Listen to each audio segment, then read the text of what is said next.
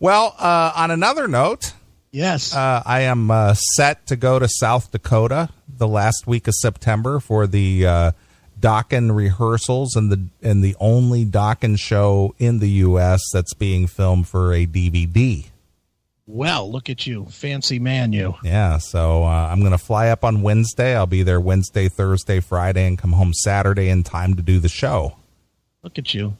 See, you're ruining Bob Nalbandian's hopes. Bob has been bugging me about, well, if Neeley's out there, maybe I could do that show with you. Uh-huh. I was like, we'll see. Well, I will be back about 4 o'clock on Saturday. Okay. And I will give you the whole breakdown unless you're going to be there.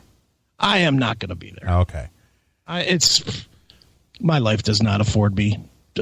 I can take one weekend the rest of this year. And it's either do that or go and hang with my Army buddies when I decide to do that, probably it might be in September, it might be in October. I'd love to do it the same weekend, just because that would make sense. But, whenever it is, I cannot pull away for 2 right now. I just can't do it for 4 or 5 days. Sure. So, I can only do it once, and I haven't seen my Army buddies in 27 years. Well, so. I hope you end up doing that. I'm going to do it. It's not me that's the holdup. It's them. Those guys cannot fucking make, the problem is we got one guy in Seattle, one guy in Arizona, one in Florida, and me. And I'm willing to go wherever. I don't give a shit. But these guys are always constant, they have like real jobs, where there's like bosses and vacation days and wives and all that other shit, where it becomes a hassle. For me, I don't care where we do it. I've said do it in fucking Pittsburgh for all I care, and I'll put them all up, and we'll do whatever. Sure, I don't give a shit. But there's these guys all want to have a plan. Well, we got to do that. I'm like, dude, all I want to do is sit around, drink, and tell old stories. Sure, that's all I want to do. Right. But it's going to happen. Just not sure when yet. Right. Well, I'm looking forward to the South Dakota thing. I think that will be a lot of fun, seeing Jeff and George and, of course, Mick and Don, and, sure, see how they get along and see what the dynamic is and, be part of the rehearsals. Yeah. And looking forward to seeing Ron Keel and hopefully take part in his radio show. Yeah, look at you. You need to record that or tell me and I'll record it. Sure. So, looking forward to going to the pawn shop. What happened with Japan? Well, dude, I can't. I'm like you. I can't take that much time away. I was gonna say that's what, 10 days. Yeah. So I can't do that. Even though the boner said, well, we'll figure out a way to cover. And I said, I don't want you scrambling on my part. Yeah. And I don't want you doing that.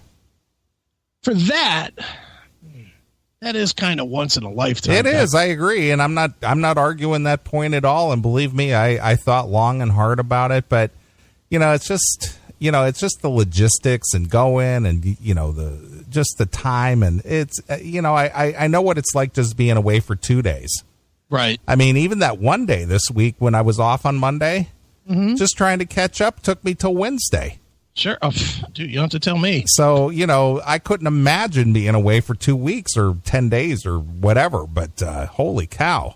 That's why I only take the little 2 and 3 day trippers, Yeah. Well, by then you're going to have this lean and mean staff working for you. Well, that is in the works, and I actually am hiring 2 people. Oh, you found something? Well, one guy who actually came in and interviewed, and then he kind of hemmed and hawed around and, was kind of wondering about insurance and vacation and this and that. Well, he came back and said, is that job still open? All right. It's just like, well, dude, I'll give you the shot, but don't you drop me at the drop of a hat because you think you found something better, and I wouldn't begrudge anyone who finds something better. Sure. But don't just take the job just to take the job. Yeah. Dude, we have to I don't know how much you can talk about this, but it fucking cracks me up when you talk about this when we're on the phone. Are you okay with talking about this? Yeah, nobody knows any specifics. And I won't reference the company or whatever. Yeah. Neeley's been calling me. This has been going on for what, 2 months? Since the beginning or the middle of July. So it's been a month and a week. Okay. But every time I talk to you, it's the same thing. And it's what we talk about all the fucking time on the show. No one wants to work. Nobody wants to work. Right. Now this, I'll just say it. Moogle could do this job. Absolutely. A guy like Moogle could do this job. Does it require some learning? Yes. Your job definitely requires that you learn something. Right. You need to have an expertise in this particular product. Right. But this particular product is not the human brain. Not at all. It's pretty standard. I personally don't know anything about it, but I'm pretty sure given a day, I could know enough. Given a week, I could be an expert. Is that fair? Close to an expert, yeah. Yeah. So let's say a month. If I was studying it for a month. Yeah, if you studied it for a month, I would say that you would be pretty good at it. All right. So there you go. Good enough to make money. And I'm going to be the one training whomever it is that takes this position. Right. So I'm going to assume, and tell me if I'm wrong, if it's because this is how I run both Aiken IT and the pinball place, because I do have salespeople for both. Mm-hmm. I will pay my people if they just get it to me to close. Sure. They don't have to close it. If they're shaky at closing or they're not comfortable, but they can get it to me, I'll take the shot, and I will pay them if I close it. Are you on that level or no? Yeah. Well, yeah. I mean, I will. They'll get paid if they generate the deal and shepherd it through, say 80% of the way. Yeah. If they get all the way to the end and they're just like, dude, I might lose this, I might not. I could use you to rope it in. You would rope it in and pay them. Yeah, absolutely. Okay, and that's what I do as well. I would think that with a month's time, people could do that with your job. Sure. So, and they could be making, how much could they make if they work hard? They have the potential of making about $250 a day. So $1,250, $5,000 a month. Yes. Okay. What is the highest, if you want to reveal it, amount of money you have made in 1 month doing this job? $8,000. $8,000 in 1 month. Yes. And you've been there a year and a half. Yeah. And you're having trouble finding people to take the job. Yeah, exactly. That's unfucking believable. $8,000 a month, what's that, $96,000 a year? Yeah, more or less, yeah. You know, so $96,000 a year potential on the table with a proven guy sitting in front of them who's willing to close deals if they can't get it all the way through. Yeah, and the thing is the hours are from 8 to 4:30. Yeah. And you can't get people to come in and it's not a shirt and tie office either. No, not at all. You see how I dress. Yeah, I mean, it's just fucking, it's what'd you call it? Business cash? Business casual? I don't even do business casual. I just wear like my Levi's and maybe one of my my rock work shirts. Yeah, but you wear a collar. You don't wear a T-shirt. No, I don't normally wear a T-shirt, but I wear my like pirate jerseys and stuff like that. In fact, my bosses went to Pittsburgh and brought me back a really nice pirate jersey. Nice. All right, so it's a casual environment. Very casual. Yeah. That's that, and you cannot find people to take the job. You've been waiting fucking 6 weeks, 5 weeks, trying to get just somebody that has a little bit of something going on the ball to want to do this. Is it reasonable to think that if they just do, I don't want to say the minimums because I wouldn't even accept that, and I know you would never accept somebody coming and doing the minimum. But if somebody just came to your job and did standard work, because I'm going to assume that the month you made $8,000, you busted your ass. Yeah, and it was a very the demand was there. So if a person came in and just did the job, not great, not awful, just did the job, did the research, did the work, found the people, did the calls, all the way through. Mm-hmm. If they did only that, $50,000 to $60,000 a year. Oh yeah, easily.